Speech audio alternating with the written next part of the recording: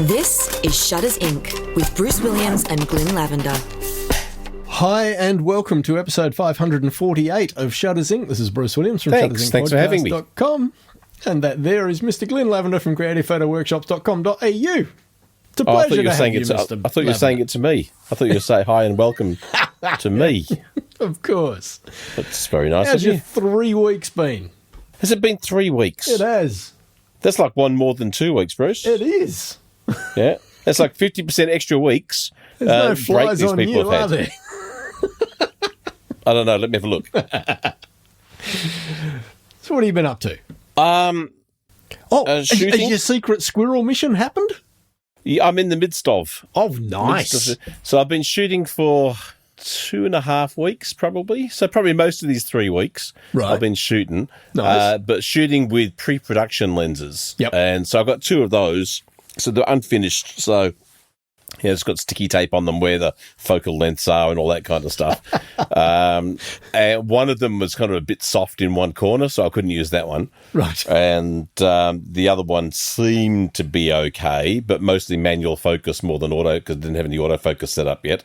So, yeah, so I've been out shooting with that.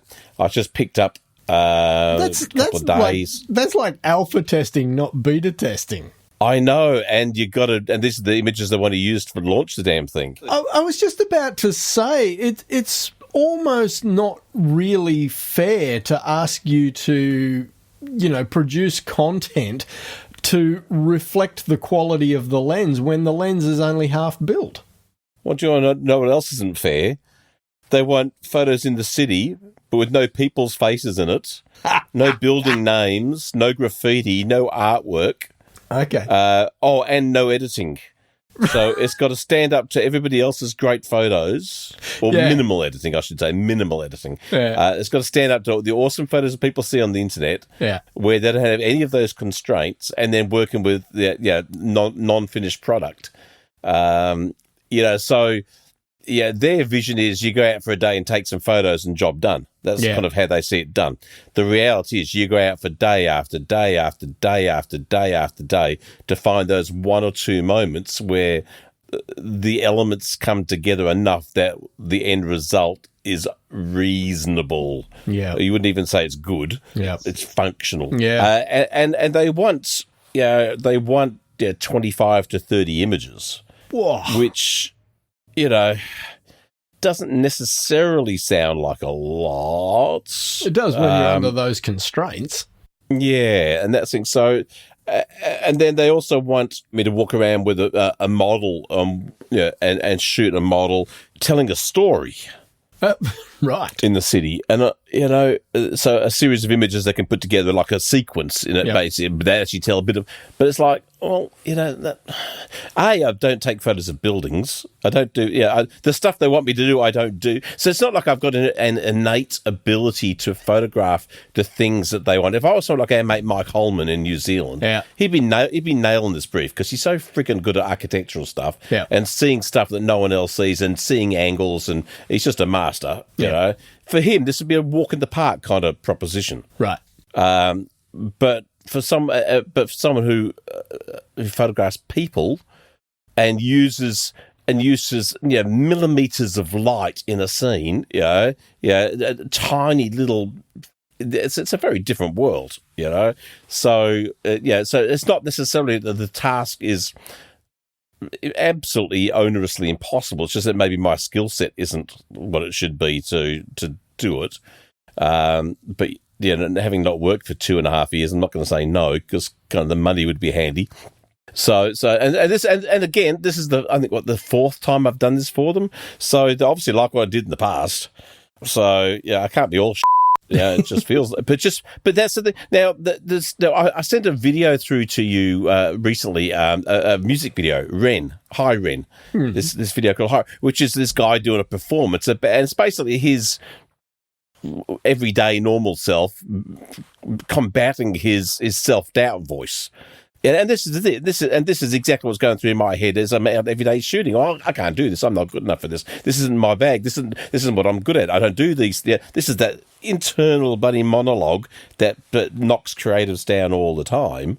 My work will not stack up to the other stuff. So everything I've just said in the last few minutes is the typical standard internal monologue of a creative person. Possibly every person. I'm the same about the way I record and mix music. I'm always comparing myself against guys who, have silver records and gold records and platinum records hanging on the wall, the absolute best. Yeah. Now, speaking of, just a slight aside to that, I was reading a thing today about the band Boston. You know the band Boston. Their very first album, they got an album deal by their lead singer recording everything in his basement on tapes, and he played every part except for the drums because he was at home and he's just doing it, and the rest of the band were out working, and he was working for Polaroid at the time, so there is a photography link there. There we go. Yeah, right. But he recorded everything, and so they got this contract with, I think it was Epic Records, and they said, right, this is the producer you're going to use, and you're going to record in Los Angeles. And he had a job, but he didn't want to go to Los Angeles. He was in Boston, funny enough, and so he lied and pretended they were doing it in Boston, but just kept on the same process and working in his basement by himself. And that very first Boston album, which is More Than a Feeling and all that sort of stuff, which everyone louds. And mate Shelton used to say it was the best pop song ever recorded. Which we were both chittered at. But it was all done in the guy's basement. So it's interesting to say that comparison between, which makes you hate him even more, of course. It does me. But it's kind of interesting, what do we actually need to produce stuff? Mm-hmm. Do we need these big? Do we need the most expensive lens, the most expensive microphones? And so I've been talking a lot with my guitar teacher lately about the similarities in the creative process between writing a song, playing guitar, the same emotional the battle you have, all that. There's so many similarities to what goes on in our heads, which I think is really quite fascinating. Yeah. So I've been out, but by chance, speaking of music as well, I wrote a song. Nice. So I used to years ago when I was a teen and into my early 20s, I used to write a lot of either poetry or songs. Right. But okay. I'd have that kind of brain that I'd have an idea. I'd look in my head and the song's already finished. Yep. Yeah. So I wrote a song after early days. The movie Highlander. Do you remember that movie Highlander with Christopher somebody? It's got Sean Connery in it, and they're fighting in the Scottish Highlands, and there's these immortal people and stuff. I don't think I've ever seen it. I know my wife raves about it. Really, but probably because he gets his top off a bit. He's quite strapping lad. Could be fair and that and a bit of Scottish accent. You put the two things together, and a kilt. Yeah, it's like it was an aphrodisiac for the ladies, and the men's. But so I watched that movie, and then I've gone, it'd be interesting to write a song about or a poem about being immortal. Right. And then I turned, and there was this thing in my head, fully formed, 6 or 7 paragraphs long or stanzas long, completely formed. I just wrote it down. Yeah. And that kind of opened up a period where I was writing lots of stuff like that, where I'd have an idea and things that appear formed. So that happened this week. I heard this song. It was really, really mournful and sad, but it had the word happy in it. So they mentioned the word happy, but it wasn't saying, I'm really happy. It wasn't using happy as in the term, it was, I remember when I was happy kind of thing, and he's saying that in a mournful thing. I thought, wouldn't it be kind of funny if he wrote a song called The Happy Song, and the chorus is all, when I'm like this, I like to sing my happy song, but every verse is bleak and dark. So funny enough, I turned around. There's this song in my head. It's exactly that. Every verse is just really bleak, and the chorus is, "I like to sing my happy song." It's like very bizarre. So I wrote a song. I finally got the proper lens from Tamron this week. So I've just started shooting with the actual lens rather than the fake one. Right. So I've been shooting. I kind of dropped the kids at school. So you've moved off the alpha model to the beta model. Yeah, just this week. Right. Yeah, just this. Well, this one's the actual.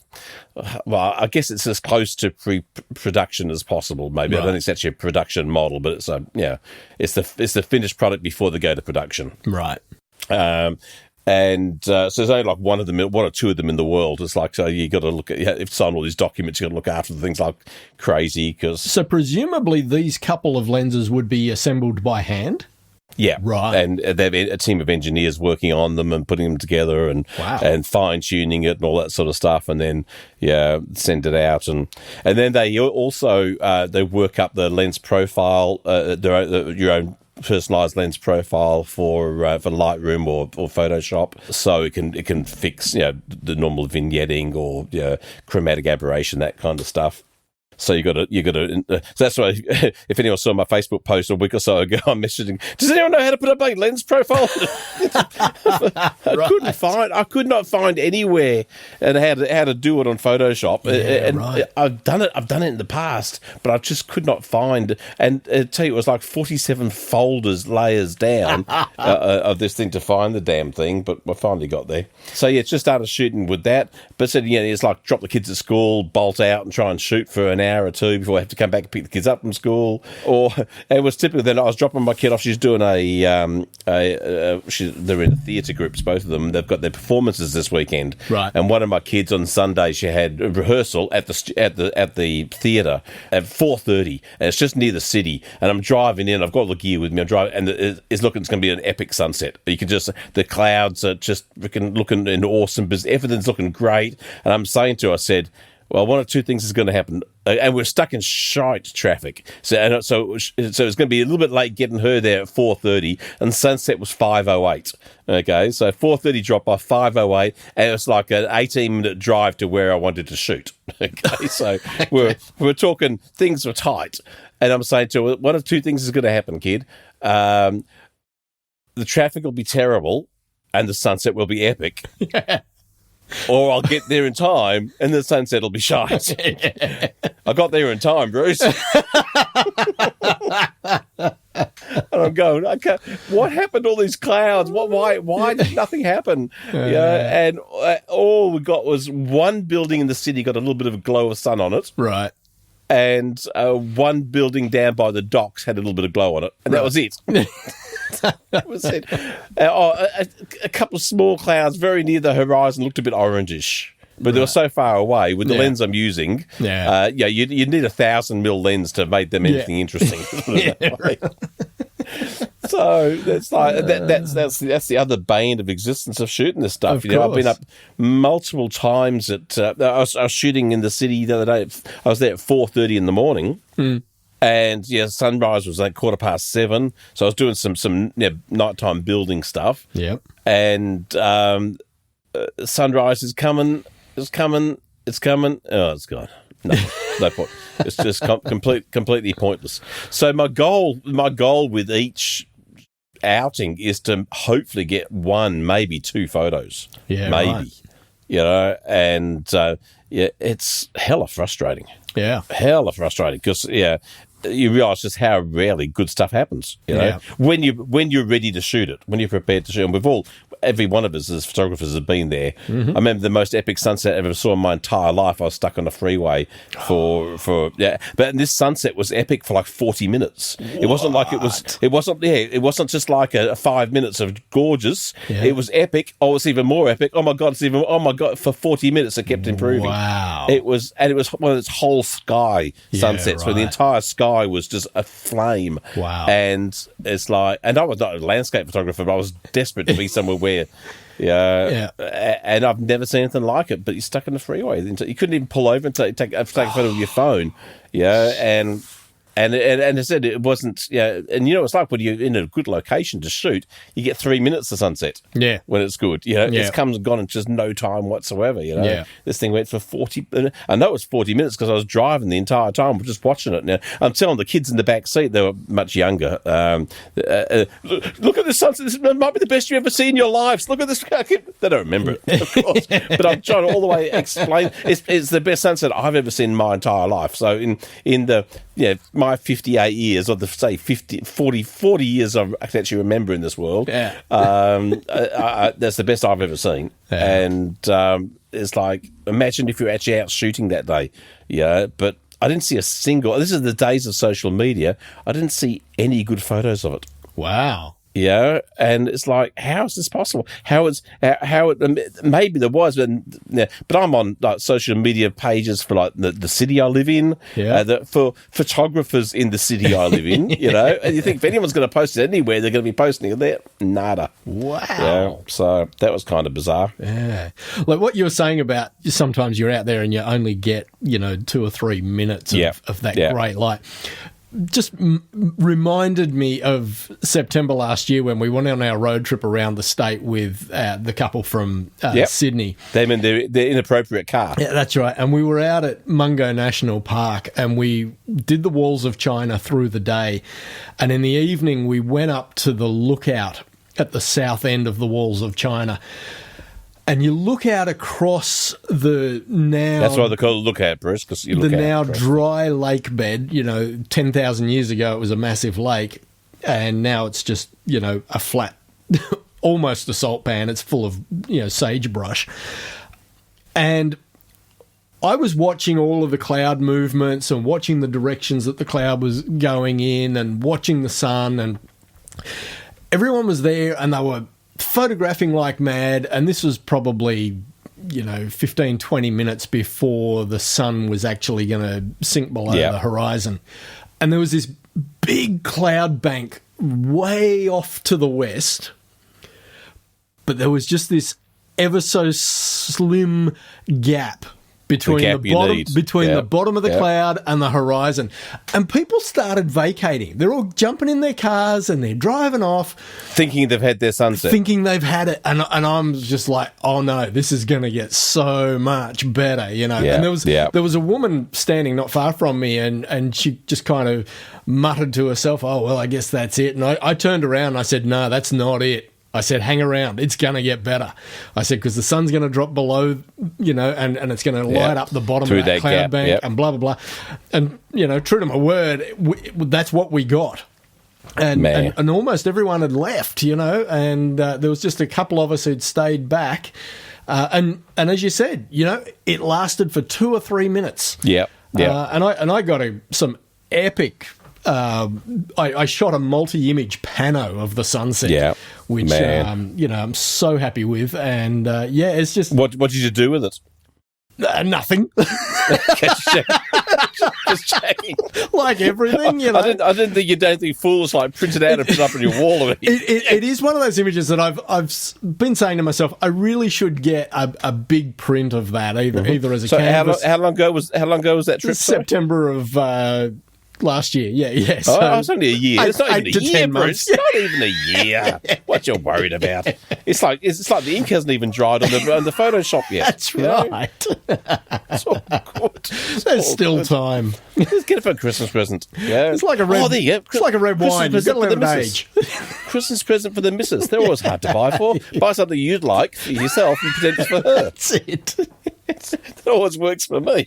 Exactly. Oh God! Anyway. Well, that's it, and this is a thing I come across in photo workshops all the time. Yeah, is because as I was saying before, I use a slither of light sometimes as my light source, as a natural light, and I might have 8 or 10 people who need to shoot, and that light lasts 3 or 4 minutes. And if you're not ready to, you got to be ready to shoot. You got to. I mean, everybody even gets for myself, 15 seconds. But even for myself, if I'm shooting it, I can't afford to make mistakes because I have this, and the model can't afford to make mistakes, or the person I'm shooting, because we have a minute window where it's at optimum, and everything else is either side of that, then it's gone, and so you've got to be incredibly fast at it, and this is where when I'm shooting, doing workshops, if I see something epic like that, I might not even point it out because it's just going to lead to disappointment because 2 or 3 people will get it and then it'll be gone. So what I try and do is I'll try and find something that's a little more artificially created, like a doorway or a window that's shining on a wall, and it's the window that's constraining the light rather than it's coming through 2 buildings, for example, to create a small shaft. It's going through a window, and because it's that's probably going to be there for 10, 15 minutes, You've got time for everything. So you can't take advantage of everything you see because of limitations of, it might even be, my gear's still packed up in my bag. I know by the time I get it out, it'll be gone. So there's no point shooting. Yeah, there's all those sort of constraints that you have to work in. And, that's why preparation, I say that when I do photo talks, is knowing how to use your gear is so important. And the time to learn how to use your gear is not when you're out taking photos. Yes. Yeah, it's 10 minutes a night in front of your TV spinning dials. This dial does this dial does this dial does it. Getting as humanly familiar as possible with your camera so it's second nature. I've actually been taking my A7 III on the train to Newcastle over the last week or two. Yeah. And just doing exactly that, looking through all the menus, getting familiar with everything, and particularly with this newfound interest in shooting video, getting familiar with that side of my camera as well, because that's a side of my camera that I've not really explored in the 3 years that I've had it.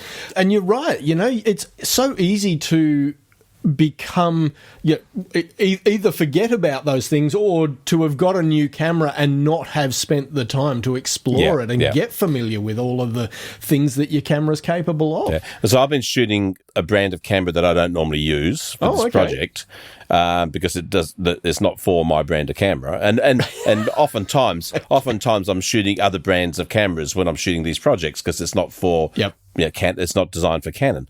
And so I've got to kind of get familiar with that. But I mean, stuff like I'm trying to find out how to turn on image stabilizer and turn off image stabilizer, how to and how convoluted some of these menus are, and how many screens of menus there are to even try and find. I mean, because when you've got your camera on a tripod, which I rarely shoot with a tripod, except when I'm doing these projects.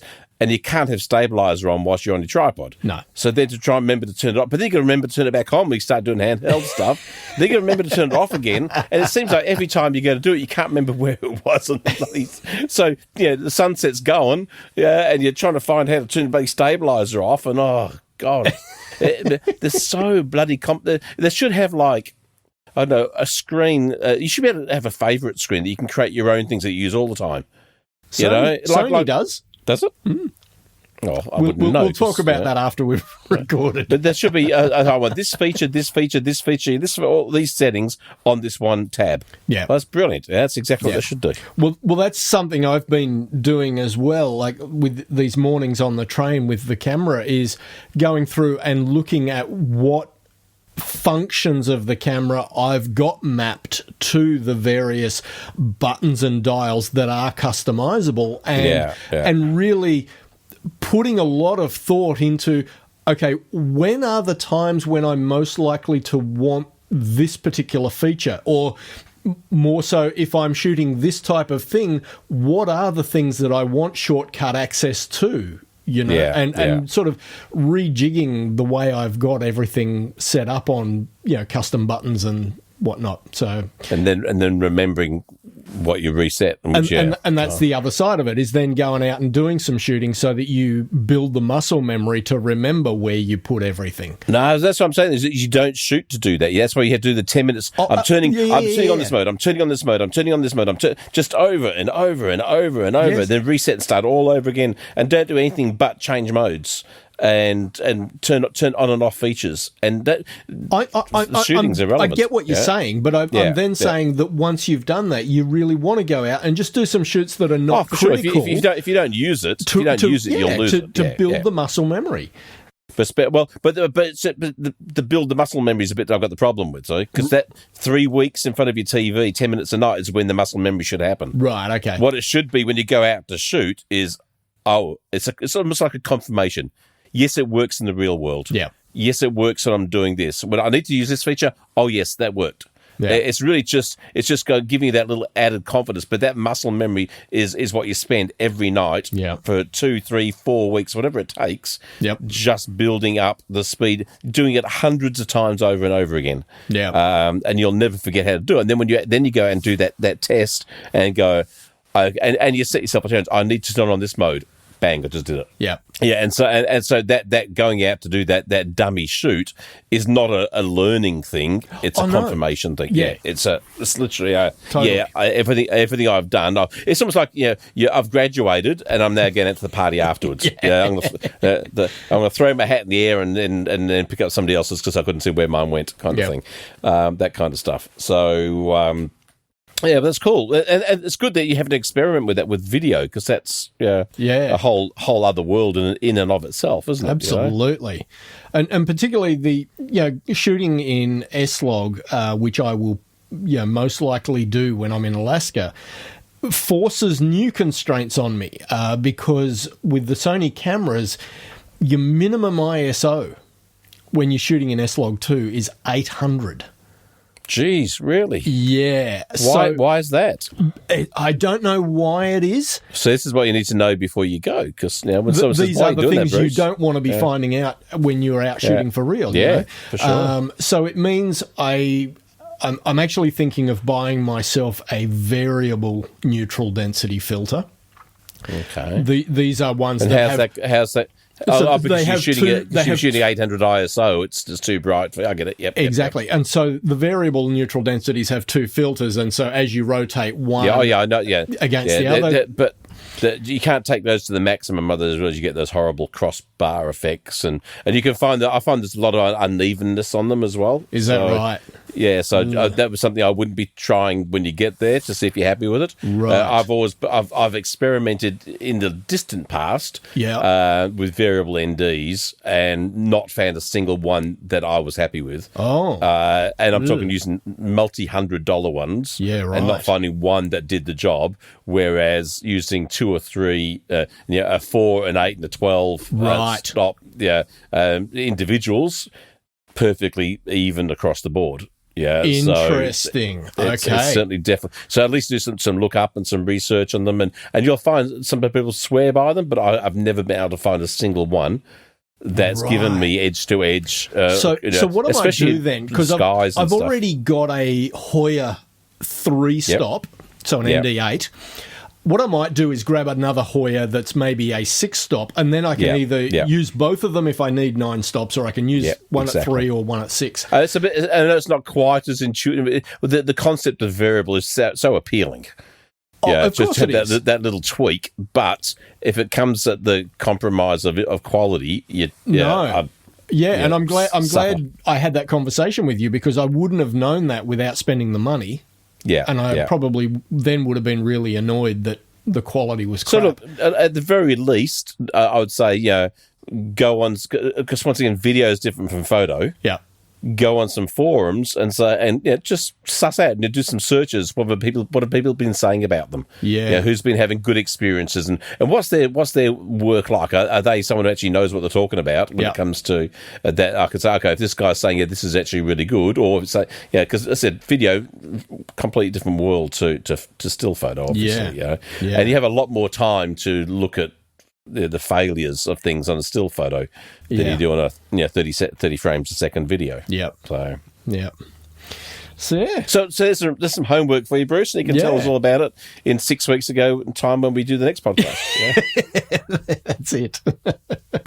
Since 2005, Shutters Inc. has been a labour of love. But beyond the time required to produce it, there is also a financial commitment.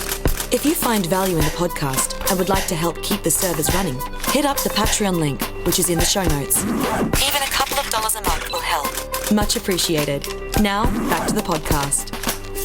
So what have we got anything on our board worth talking about, do you think? I did want to mention, it was actually my wife who brought this to my attention. But you have to mention it then. That's right. The World Photographer of the Year. She'll say, did you talk about that thing I sent you on the podcast? If you go no. She'll have already forgotten about it. That's right. Just say yes. Yeah. The World Photographer of the Year exhibition is on at the Maritime Museum in Sydney from the 1st of April through to the 31st of October. So there's a fairly wide window of time for anyone that wants to get along and see that if you're in Sydney. Why is it at a sea museum? I don't know.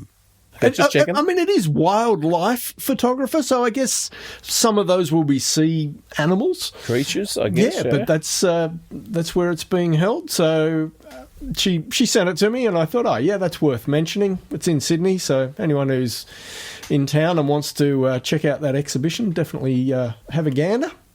Just having a quick flick on their page there. It's they've got some videos on there too, which is looking pretty good. There's a one here, behind the lens of 2022 Young Wildlife Photographer of the Year, Ketan Yu. I'm not even going to try and say his surname, right? But that looks pretty amazing. And there's also a behind the lens of the actual wildlife. Now, we mentioned this image last year, I think, of these bees all in a ball.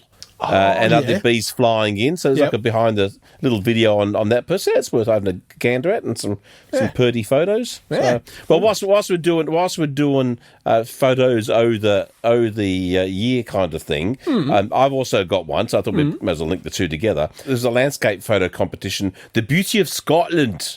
Oh, lovely! Celebrates the rugged beauty of Scotland. But what stood out to me on this was the normalness of the images. Majority of the images are underplayed in their post work. Yeah, right. Yeah, there's a lot of they're just well-crafted landscape shots. Well-crafted, well-timed. Nice. And maybe it's because my brain's going through this thing of, my God, how hard this is to do. But a lot of these shots are, you know what, I haven't gone through all of them, but I haven't seen a single shot of a person pointing a torch at the Milky Way. It's because the Scottish aren't that gullible, mate. Yeah. Well, got to be. There's no tents lit up from the inside. There's not a single epic photo with someone standing with a red raincoat in the middle of it.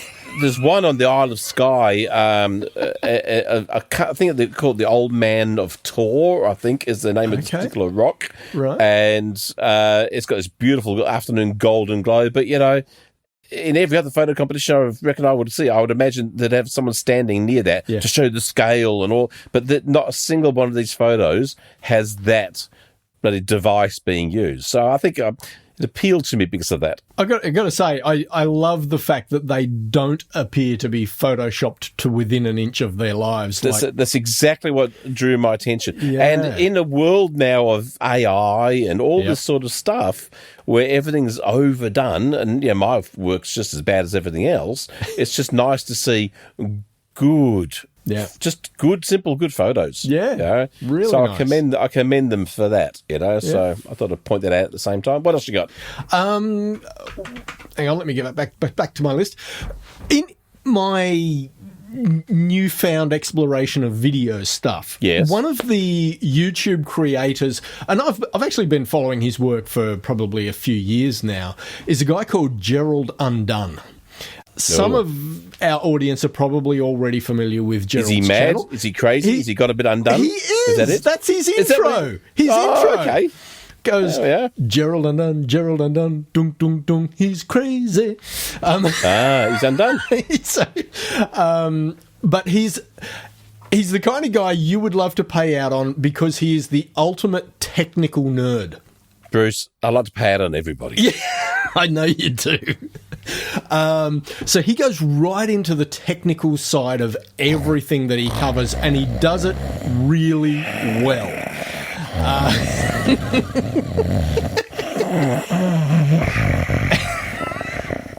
And what I wanted to mention was this one video of Gerald's where he goes into depth of field. That's when stuff's in focus or not in focus, Bruce. That's right. I've surmised it. Don't have to watch the video anymore. Paying attention. You don't have to watch the video anymore. Summation done. Anyway, I will put the link in the show notes for anyone that wants to check it out. His channel is brilliant. He does cover a lot of video stuff as well as still stuff. So if you're purely a still photographer, only 50% of what he covers might be of interest to you. But he does a lot of camera reviews when new cameras come out. Yeah, anyway. As I've taught a many a person photography, and aperture is the hardest thing for people to understand, and depth of field is a concept that can be a struggle for them. Yeah, I like to sink things down to the least possible stuff. Sure. And to me, the easiest way to explain that is bigger number, bigger focus, smaller number, smaller focus. Yep. If you're not happy, give it more or less, get on with it. Yep. Yeah, and why do you need to think any more of it than that? Yeah. Fair What enough. more? I mean, anything beyond that is wank. Okay, to me, then it becomes about something. I remember I came across one of my Facebook memories the other day, and I was just flicking through, and then I noticed this comment. Oh, but what's the bokeh ball size like? Like what? Yeah, that anything beyond. I want more stuff or less stuff in focus. Is that kind of stuff? Yeah. I do remember. What did he point out that was so? Ooh. I do remember posing the question back in the days when Shelton was the co-host of this podcast, asking him, is there some simple way to calculate, like, we have the formula for calculating flash distance, is there something similar to that for calculating how much depth of field you're going to get with a given focal length and a given subject to camera distance? And he said no, because okay, well, I'd love to hear it. Well, what you do is you set your camera up, you try a number, if everything's in focus, that was right. And if it's not, try a different number. It's digital. How long? How hard can it be?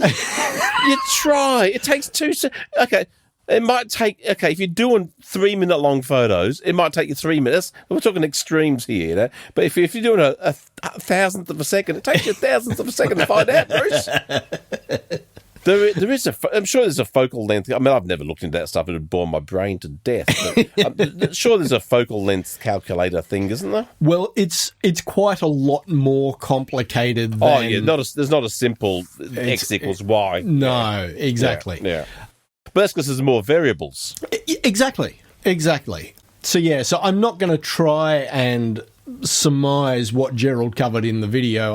I watched it a week ago and I've already forgotten half of it. So, but let's delve into it though, because are you going to a scene pre-calculating in your brain how much depth you want to see in the shot? Yes. Okay. So why is it important to know what number to use? You get there, you try one.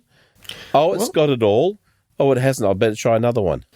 Maybe it's like our aforementioned discussion of sunsets. Not that this would come into play in a sunset scene, but it might be a case of I've only got a couple of seconds to get this shot. I don't want to screw it up. You're shooting 250. You're shooting 250th of a second. You can do 250 photos per second. You've got 60 seconds before the sun sets. Okay, so that's 10,000 photos you can take. But I'm saying we're not talking about a sunset. It might be that there are actors and you know that you have a very finite amount of time in which to get the shot. All I'm saying is if I can understand, the thinking behind how much depth of field I want, and if I can have it in my brain that, I'm shooting with this focal length and this distance between camera and subject, therefore I might want f4 or I might want f8 or I might want f11 or whatever, then that just helps me get into the ballpark that much quicker. That's bigger number, bigger focus, smaller number, smaller focus. As you're driving there, I want more focus because there's one guy 5 feet behind him and one guy 5 in front of him. Yeah. Big number. So you're not going to start at the bottom end, are you? You're not going to start at F4 when you. But so I it's just, and this is again shows the vagaries and the variations between humans. Is my brain cannot function like that. My brain cannot function. I know, and it's perfectly fine, even though it's stupid. It's perfectly fine for you to think the way you do, because my brain cannot fathom how you would even want to think about that. Yeah. My eldest child is currently being tested for autism. Right. And he's diagnosed me as autistic. Right. As in a lot of my traits are his traits, and a lot of he says you're autistic, Right. And he told us he was autistic before we even realised, and it turns out he was right. Right. So he's a very smart kid, so he's very in-depth knowledge on everything else. Yeah. And he's come out and said, Dad, these are all your traits, you're autistic. Wow. And it could possibly be, and I don't necessarily disagree, but that's necessarily why my brain cannot want to fathom or think about that kind of complexity of stuff. It's because my brain simply isn't wired to think that way. And that's fine. Absolutely nothing wrong with that at all. And it just, but I just cannot fathom other people's brains. And I guess the same would also go for someone who has OCD and wants everything just so, can't understand how other people don't want it to be just so. Yeah. My youngest one has to have some oral surgery in a week or two, and I was met with a surgeon for the first time last week, and one of the first things he said is, "Oh, I'm autistic." Okay, almost out of nowhere. It's just like, it's interesting when you're going through this process, how you start noticing stuff. And this guy, high. And so I went and told my eldest kid, I said, look, there's a high functioning, medical professional doing complex stuff, and happily accepting that his brain works a certain way, and fascinating. It's like stuff. Kath and I, when we travel, we love to wing it. Same. Don't book all of the accommodation. We'll just book it on the day, and we'll go wherever there's a bed available, kind of thing. And and there are people who could absolutely not travel that way. They would melt down. Yeah, absolutely. Yeah. So we're all different. It's and I'll just be very interested to know how many truly great videographers and photographers and everything have those. What kind of brain? It would be great to do a brain analysis, to categorize, because I reckon there'd be two extremes. I reckon there'd be the autism spectrum type creative artistic person, and then there'd be the really anal OCD, really, really detailed focused like yourself. But really, but, I mean, you get a lot of pleasure out of understanding how it works. I do. Exactly. So you're in that category of anal. No, but I don't know how much of the gap in between those two elements. I don't reckon there'd be a lot of people that have had success in their career as a creative person would be in that middle gap. They're either all going to be on one end of the spectrum or the other end of the spectrum, and in the middle is going to be kind of fairly sparsely populated with photographers. I just looking at the amount of people I've met in this industry over the years who have this kind of brain or that kind of brain. I don't meet many normal people. Yeah, right. So I think it's a fascinating thing. This thing that makes people creative is crazy brain patterns. The thing is, statistical analysis always draws a bell curve, and what you're describing are the far ends of the bell curve. Yeah, and I'm saying the people in the middle, they're boring. But I mean, they're not. They're the ones taking photos with their iPhones and taking crap. You've seen them, the crooked horizons, the stuff coming out of people's heads, the terrible expression on all the stuff. It's like, well, why did you take that photo? Oh, I like it. And that's the middle of the bell curve. And I think to be good at it, to take it to a next level, you've got to be on the either end of that curve. Quite possibly. I don't know. Just feel anyway. That's a bit of divergence from talking about depth of field. Yeah, it's almost like our podcast don't stay on any one track of thought for you at the time. My eldest is also being diagnosed with ADHD. He reckons I've got that too, so that could explain a few things. And back to our mate Ren that I was talking about recently. By chance, I was just watching a video just before we came on the podcast. I was waiting at school to pick one of the kids up. He does this live busking thing where he does like 5 different songs in one song. Oh, okay. And he's got ADHD. And one guy goes, "Oh, I like how he's doing different things, doing different songs all in one song to keep the crowd interested." I'm going, no, it's got nothing to do with the crowd. This guy's got ADHD, and by playing 5 different songs in one song, it keeps himself interested. Yeah. That's right. Because I've seen him doing one song, and then he'll stop halfway through and goes, "No, I'm going to sing something else now." Yeah. Right. Yeah, my ADHD's kicking in. I want to sing this instead. And he'll just completely change songs. I went and saw Buddy Guy, the great blues musician Buddy Guy, recently, and he'd be halfway through a song, goes, "Oh, that's enough of that," and go on to just jump onto the next thing. It's like, fair enough. Once again, creative brains. Yeah. Either end of the spectrum. And let's face it, as any kind of creative, as a musician, as a photographer, or whatever, it is important that what you do fires you up. You don't no one else. ever want to be doing it for the benefit of the audience. It's got to be for your own benefit. Yeah. I did this talk at the Canberra Club the other week, and I almost got into fights with the people. I was yelling at them just for something different. Yeah, right. About judging and competitions, and so why the hell does anyone else care? But why on earth do you care what anyone else thinks about your stuff? It has absolutely if you love it. Yep. Job done. Yeah. If you're shooting it to make someone else love it, you've failed. Yeah. You got to do it. And people said, "Oh, what's your favourite photo?" I said, "I don't actually really like my photos. I like the going out and doing. Yeah. The doing is the fun thing for me. The doing's the pleasure, the joy, and it's." I don't know. It's the reason to be out, the reason to be doing something. So if you can't get pleasure from the doing, the end result's not going to have any value to you either. I remember hearing a story back in the 80s about the Australian band Icehouse. Oh, yep. My wife's uncle has a song written about him by them on their biggest album. It's called Mr. Matthews. Oh, yeah. I wouldn't say that was their biggest album, but yeah, I know the song. Was that their first album? It was about their first album. Okay, yeah. So that's my father-in-law's brother. So the story that I heard was that... Just in case you're not sure, that was my ADHD kicking and thinking about something else about... go on.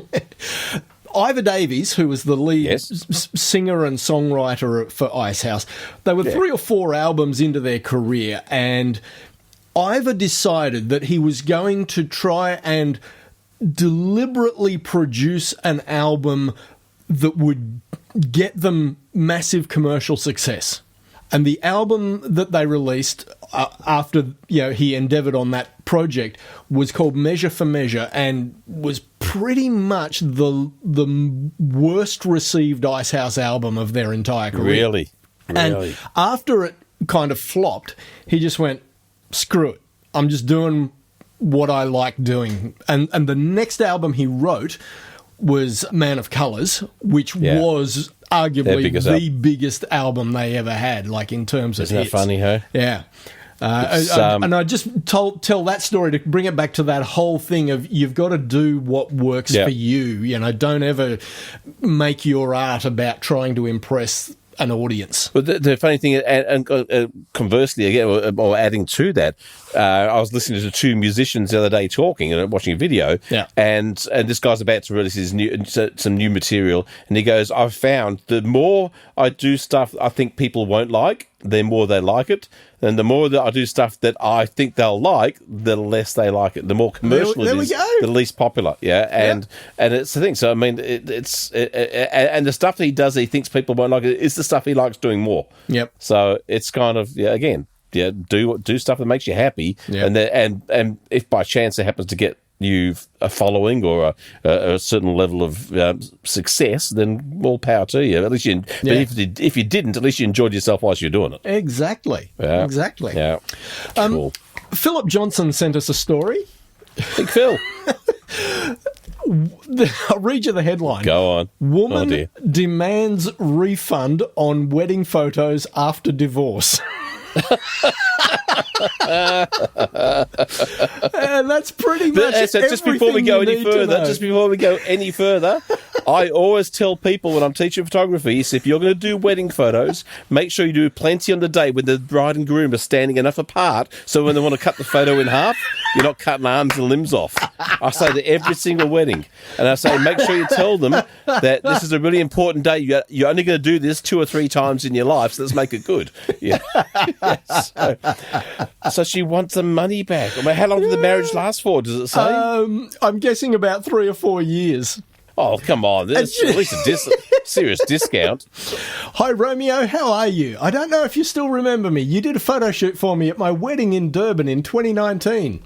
Hey, I'm okay, thank you. Trust you well? Yes, I remember. How may I be of service? Well, I'm now divorced, and those pictures I and my ex-husband, we don't need them anymore. You did a wonderful job on them, but they went to waste as we're now divorced. I'll need a refund of the amount we paid you because we don't need them anymore. Pardon me? This has to be a joke, right? Oh my God. Just epic. Photography is a non-refundable service. Once I've already delivered to you the service and the pictures, I can't refund you because I can't untake the pictures. Exactly. Take care now. Unbelievable. That's gold, isn't it? It is just... So what have you got on your list? But just two little things. One, I'm very interested in archaeology and the olden times and stuff. I saw this thing where these drone cameras, archaeologists have used drone cameras to get into a part of a hillside in Spain, which is pretty much you can't climb in there. It's just too rugged and too inaccessible. And they've found these cave paintings, these 7,000-year-old cave paintings, using drones to get access. So the team entered 18 caves with the drones and discovered 2 mountain shelters that contain prehistoric wall art. Archers, deer, goats, and some of which were drawn as if wounded with arrows, which is pretty cool. Wow! So, and this is I've been watching how drones have impacted things. There used to be a TV show called Time Team. Did you ever seen that at all? Did you ever see the Blackadder? I've seen little bits of it. I never watched. Well, here's an offsider, a guy called Baldrick, who's offsider, Tony something or other. Tony Robinson is his offsider. Well, he had this series called Time Team, which is went for 20 years. Okay. And they basically had 3 days to excavate a site somewhere in England. Right. And they'd find Roman. Somebody maybe found some shards of Roman pottery in a field. So they'd go and explore the field and see and they'd unearth mosaics and all sorts of stuff, because England's just layered on top of all sorts of cool stuff. Yeah. So that was always really good. But back in the early episodes, for most of the 20 years, if they wanted an aerial view, they had to pay thousands of dollars to get up in a helicopter and try and see stuff from the air, because obviously things look different from the air. And then when drones got invented, all of a sudden people are flying these cameras up into the air, and it happened to coincide with a drought. And so people are flying their drones taking photos of fields, and where there's rock structures underneath a farmer's field, let's say there was an old prehistoric stone house, circle house under a field, the crops, the colour of the dead crop would look different where the rock was to where there was no rock. Wow. So they're flying over these fields and they're seeing these hundreds of stone circles where there's prehistoric settlements they didn't even know existed. Wow. And Roman ruins. You can see entire shapes of Roman buildings underneath these fields, which are just, as far as to the naked eye, just blank. Yeah, at ground level, it's just impossible to see. So drones have made it so much more affordable, and also same with Google Earth. Yeah, I've spent not a bit of time, but from time to time, I'll get on Google Earth and I'll just scroll the English countryside. Yeah, just looking at the shapes that you can see under the ground, because there is so much stuff you can see. It's really quite remarkable. Wow. So when I saw this article, it really piqued my interest, because it's stuff that. I'm definitely going to be watching that video when we finish recording. Yeah, very, very cool. And the last little thing, just to bring us back to a little bit of the AI, this is an organisation came up with this AI program called Opticull, which I think kudos just for the name, if nothing else. Yeah, it's great. This is Opticull. Yeah. And basically, they use AI to assess, sort, and rate your photos for you. Wow. So if you've shot a wedding, it's going to go find all the ones where people have blinked, where people have looked away, where all the stuff that's not as good as focus can be. Wasn't sharp. Yep. Focus wasn't right, and will do all that labour of work for you in a very, very short period of time, and then give you just the end results, and then you can just export that straight out to a Lightroom catalogue of that particular event. Oh, that's huge! And then all you've got stuck there is just it's just that, sort the wheat from the chaff for you. Yeah, I think it's just you might, and what I've always said in the past, when you have to manually go and cull through things, you go things pretty damn fast. Let's say you shot a wedding, you've got to go through really damn fast. You've got 2,000, 3,000 photos to go through. Then you go out and you've got you work with your 5-star stuff and your 4-star stuff, and you build your story of the day. And then when there's gaps that you need to fill, you look at your 3-star ones and see if the stuff you can fit in. And if it's not, then you look at your 2-star. But so you might not have exported those. Your Opticull might only pull out the 5s and 4s, maybe some 3s. But you've got all that there. You build your storyline. They go, okay, I need to go back to the original files for that part of the day to see if there's anything else I can add to it. Yeah, but so it certainly would reduce an awful lot of time and effort on the video or the photographer's part. I think so. I thought it was a pretty cool piece of software. Mm. And again, kudos for the name, if nothing else. Yeah, exactly. So that was it. That's all I got. That's all I had on my little thing. Nice. But we've waffled on for nearly an hour anyway. So I think that's been a good chat. Well, it was supposed to be a short one, Bruce, because I got to get dinner cooking. Somebody waffled. I don't think it was me. Oh, Bruce. Yeah. You're a shocker, Bruce. It's always about you, isn't it? Yeah. It's just should be named to the Bruce and the Other Guy show. Yeah. Awesome. Mate, good to chat. You too, mate. Talk to you in a couple of weeks. Look after yourself and talk to you soon. Too. Bye. See you, mate. Bye, all. Bye. You've been listening to Shutters Inc. For questions, comments, and feedback, email theboys@shuttersincpodcast.com.